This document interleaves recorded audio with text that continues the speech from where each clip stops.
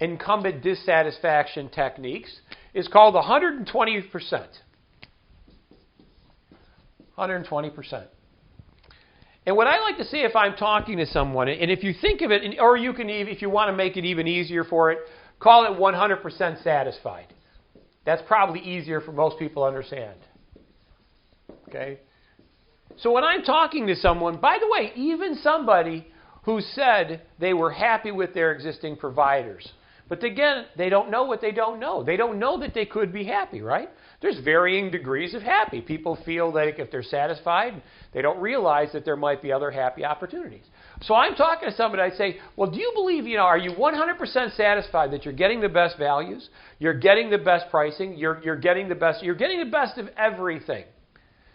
And what I'm going to do is, because I've uncovered some of their pain points, some of their issues previously, I'm going to use those as fodder for this part of the conversation, right? So if it's cutting edge technology, right, are you 100% convinced that the technology they're using is the absolute cutting edge, right? You've had a chance to go to the factory, you've looked, you see it, it's the same stuff you see in all the trade journals about the absolute, that they're sitting around every day trying to figure out how to give you better prices.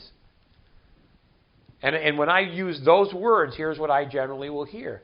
Well, they're probably not doing that, right? Because how many of their vendors would be sitting around figuring out how to get you to pay less? If anything, their goal is to get you out to pay more, right? So when I say, well, they're probably, they're sitting around right now figuring out how to give you a better deal. They're calling you once a week saying, hey, Bob, we've got this coming up, and if you do this and this and this and this, you might be up. No, right? Rarely will you get that. Why? Because most salespeople don't want to equip you with the information necessary to have them make less money. If anything, they're going to look for the opposite. They're going to look for ways for more money.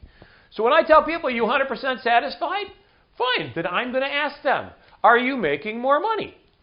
And are you making more money substantively? And I'm using sales training as being the thing, right? When you started with them, your checkbook was at X, right? You are now been working for them for a year. Is your checkbook at X times 2? If the answer is yes, don't change it, right? If it ain't broke, don't fix it. Stay with what works, right? But if it's, and I'm not saying I'm the answer, but if it's not there, what are you going to do about it? Again, incumbent dissatisfaction techniques.